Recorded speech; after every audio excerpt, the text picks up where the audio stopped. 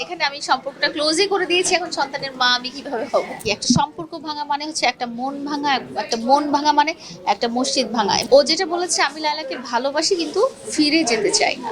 তো আমি যেটা বলবো যে সম্পর্কের মধ্যে তৃতীয় ব্যক্তি যেহেতু আগমন ঘটেছে, সেই জন্যই আমাদের সম্পর্কটা ব্রেক হয়ে গেছে, না হলে কোনোদিনও হতো। ও আমাকে সব জায়গা থেকে ব্লক করে দিয়েছে, কিন্তু আমি তো ওকে কোনো জায়গা থেকে ব্লক করি। তো আমার মনে হয়েছিল মামুন অনেক ক্ষেত্রেই ইম্যাচিউর। গাড়ি দিয়েছি উদ্বোধন করার জন্য না, 4 বছরে একটা মানুষ একসাথে থাকলে বা একসাথে, আপনি যেটা ওকে জিজ্ঞেস করেছেন সংসার, সংসার মানে ইজ নট অলওয়েজ যে আমি রান্না বান্না করলাম, মানে ওই অর্থে না। একসাথে থাকা, একটা হাউস ম্যানেজমেন্ট, লাইফ ম্যানেজমেন্ট, এই পুরো ব্যাপারটাকে আসলে সংসার বলে। যে এমন না যে আমি ঘর ঝাড়ু দিব, রান্না করবো, তারপরে আমি ওর সংসারের গৃহিণী হব, এই জিনিসটা কিন্তু না। তো 4 বছর আমরা যখন একসাথে ছিলাম, তো সব বাড়ি বলেন, গাড়ি বলেন, সব কিন্তু আমাদের দুজনের। একদিনে আমি যখন সম্পর্কটা ক্লোজ করে দিই, তার মানে যে ওর সমস্ত কিছু আমি নিয়ে শেষ করে দিচ্ছি, সেরকম কিন্তু হচ্ছে না। ও আমাকে সব জায়গা থেকে ব্লক করে দিয়েছে, কিন্তু আমি তো ওকে কোনো জায়গা থেকে ব্লক করি। ও কিন্তু আমাকে রিচ করতে পেরেছে। হ্যাঁ, ও আমাকে রিচ করতে পেরেছে, আমার সাথে যোগাযোগ করতে পেরেছে, আমার সাথে কথা বলতে পেরেছে। ও যখন খুশি, ও ঝগড়াঝাটি হলে এই কাজটা সবসময় করে। সে আমাকে ব্লক করে দেয়, আমার ছবি ডিলিট করে দেয়, আমার ভিডিও ডিলিট করে দেয়, ফোন থেকে আমার যে ওয়ালপেপার থেকে আমার ছবি সরিয়ে দেয়, ল্যাপটপ থেকে আমার ছবি সরিয়ে দেয়। এই কাজগুলো সে করে, এগুলো তার কল। ছেড়ে যায় না সেটা বলিনি, আমি বলেছি ও বাড়ি থেকে বের হয়ে যায়। এইটাও হয়তো ওর মনে নেই, কারণ 4 বছর আগের ঘটনা হয়তো সে রিকল করতে পারছে না। বাট আমি যেহেতু ওকে খুব ভালো করে মনিটর করি, ওর বন্ধুরা হয়তো বলতে পারবে ও রাগ করে করে ও বাসা ছেড়ে বের হয়ে যায়। অবশ্যই আসলে বন্ধু বান্ধব যে সবসময় খারাপের সঙ্গী হয় সেটা না। হ্যাঁ, বন্ধু বান্ধব কিন্তু লাইফে খুব প্রয়োজনীয় একটা জিনিস, কিন্তু তুমি কোন পথে চলবা সেই ডিসিশনটা তোমাকে নিতে হবে। তো আমার মনে হয়েছিল মামুন অনেক ক্ষেত্রেই ইম্যাচিউর, এবং তার যেহেতু ক্যারিয়ার সামনে পড়ে আছে, লাইফ সামনে পড়ে আছে, তাকে প্রপার গাইডেন্স দেওয়া লাগবে যাতে সে তার লক্ষ্য থেকে আশেপাশে দূরে বা স্পয়েল হয়ে না যায়। এই জন্যই আমি আসলে ওকে খুব মনিটর করতাম। ওর হয়তো খুব কষ্ট হইতো জিনিসটা, যে লায়লা আমাকে আজকে এখানে যেতে দিচ্ছে না, ওখানে যেতে দিচ্ছে না। বাট আমি যেখানে বুঝতে পেরেছি যে এখানে ওর ভালো হবে না বা ওর রেপুটেশনের জন্য ভালো না, সেই সব জায়গাগুলোতে আমি সবসময় একটু বাধা দিতাম, বলতাম যে তুমি যেও না। ও মনে কষ্ট পেলো, আজকে হয়তো মনে কষ্ট পেলো, ও যখন আরো বড় হবে বা ও যখন নিজে কারো কোনো সন্তানের বাবা হবে, তখন বুঝবে যে জিনিসগুলো আসলে কতটা রাইট। এটা নিয়ে এখন আর এই পর্যায়ে আর কোনো আশা দেখছি না। বললাম না, এই পর্যায়ে আর কোনো আশা নাই। যেখানে আমি সম্পর্কটা ক্লোজই করে দিয়েছি, এখন সন্তানের মা আমি কিভাবে হব? আপনি তো আশ্বাস দিয়েছিলেন যদি আল্লাহ তাআলা চায়, যদি সবকিছু ঠিক হয়, আমি আপনারা সবাই, আমরা খুব আল্লাহ তাআলা মিরাকলে বিশ্বাস করি, আল্লাহ তাআলায় বিশ্বাস করি, এবং আরেকটা জিনিসে বিশ্বাস করি, সেটা হচ্ছে চেষ্টা করে যাওয়াটা।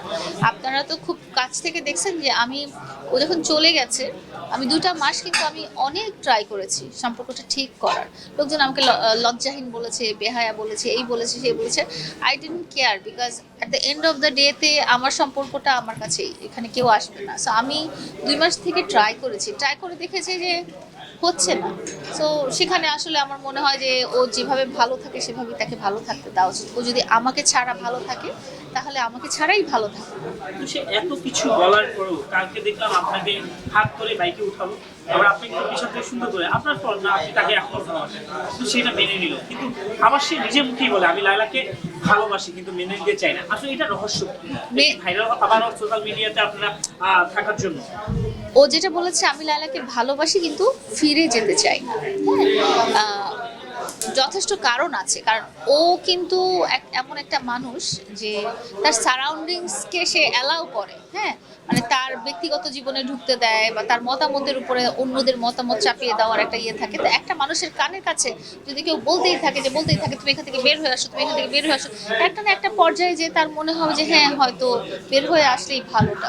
তো আমি যেটা বলবো যে সম্পর্কের মধ্যে তৃতীয় ব্যক্তি যেহেতু আগমন ঘটেছে, সেই জন্যই আমাদের সম্পর্কটা ব্রেক হয়ে গেছে, না হলে কোনোদিনও হতো না। আচ্ছা, আমার একটা প্রশ্ন ছিল যে আপনি এখানে মামুন নিজেই স্বীকার করেছে যে আপনি সবসময় মামুনের ভালো চান। একটা ছেলের ভালো চাইলে সেই মানুষের কাছ থেকে আসলে সে দূরে চলে যেতে চায় কেন? এই যে বললাম যে সম্পর্কে তৃতীয় কোনো ব্যক্তি চলে আসলে একটা সম্পর্ক আসলে ঠিক মতো হয় না। তো এটা দুইটা মানুষের আসলে প্রায়োরিটি। মামুন কে আমি সবসময় বলেছি যে সম্পর্কের মধ্যে কখনো তৃতীয় ব্যক্তিকে ঢুকাবে না। হাজার হোক তুমি রাতে যার সাথে ঘুমাও সেই লোকটার চেয়ে আপন কিন্তু তোমার মা বাবাও না। তোমার জীবন সঙ্গীর সাথে তুমি এমন কিছু শেয়ার করো যেটা তুমি তোমার মা বাবার সাথে বা বন্ধু বান্ধবের সাথে বা বিজনেস পার্টনারের সাথে কখনোই শেয়ার করতে পারবে না।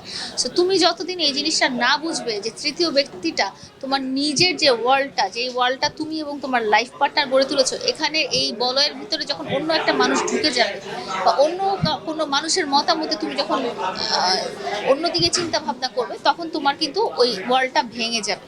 হ্যাঁ, এবং একটা নতুন ওয়ার্ল্ড গড়ে তুলতে কিন্তু অনেক ডিফিকাল্ট। এবং মামুন নিশ্চয়ই কোনো না কোনো দিন আবারও কোনো দিন সংসার করবে, বা এটা তার ফিউচারের জন্য আমি বলে দিচ্ছি যে দুইজনের মাঝখানে কখনো আরেকজনকে এন্ট্রি দিতে হয় না। আপনি বারে বারে বলতেছেন সম্পর্ক তালিকা আসছেন তৃতীয় ব্যক্তি, সেই তৃতীয় ব্যক্তিটা কি আপনি চিনেন? হ্যাঁ, অবশ্যই চিনি। পরিচিত লোকই তো আমাদের মধ্যে ঢুকবে, তাই না? আপনি কি তার সাথে একবারও যোগাযোগ করেছেন যে মামুনকে আমার কাছ থেকে কেড়ে নিন? অনেকবার যোগাযোগ করেছি, অনেকবার তার যোগাযোগ করেছি। তার উত্তরটা কি ছিল? সে যেহেতু একটা সম্পর্ক ভাঙা মানে কি, একটা সম্পর্ক ভাঙা মানে হচ্ছে একটা মন ভাঙা, একটা মন ভাঙা মানে একটা মসজিদ ভাঙা। এবং একটা সম্পর্ক ভাঙাটা আল্লাহ তাআলা কখনোই কখনোই ভালো নজরে উনি বলেননি যে এটা একটা ভালো জিনিস। একটা সম্পর্ক ভেঙে দেওয়া কিন্তু কখনোই ভালো জিনিস না। সো একটা যথেষ্ট বুদ্ধিমান মানুষ যখন জিনিসটা জানে, বা যথেষ্ট বুদ্ধিমান কিছু মানুষ জিনিসটা জানে যে তারপরেও এই দুইজন হ্যাপি, দুজন কিন্তু দুজনের সাথে আমরা সুখী ছিলাম। আমাদেরকে কিন্তু আপনারা অলওয়েজ সুখী দেখেছেন, হাসি খুশি দেখেছেন। আমাদের লাইফস্টাইলটা কিন্তু অনেকের জন্য খুব ঈর্ষণীয় হয়েছে যে ওরা কিভাবে এত হ্যাপি থাকে। আমরা যেখানে হ্যাপি ছিলাম সেখানে আপনারা খুব কাছের মানুষ হয়ে আপনারা আমাদেরকে কেন আলাদা করলেন? মামুনের উদ্দেশ্যে বলবো যে অলওয়েজ তুমি সাফল্যমণ্ডিত হও, তোমার ব্যবসা যেন আরও উন্নতি হয় সেটাই কামনা করছি। আর যেই জিনিসটা পাওয়ার আশায় তুমি আমাদের সম্পর্কটা শেষ করে দিয়েছো, আমি দোয়া করি আল্লাহ তাআলা তোমাকে সেই জিনিসটা যেন পাইয়ে দেয় জীবনে।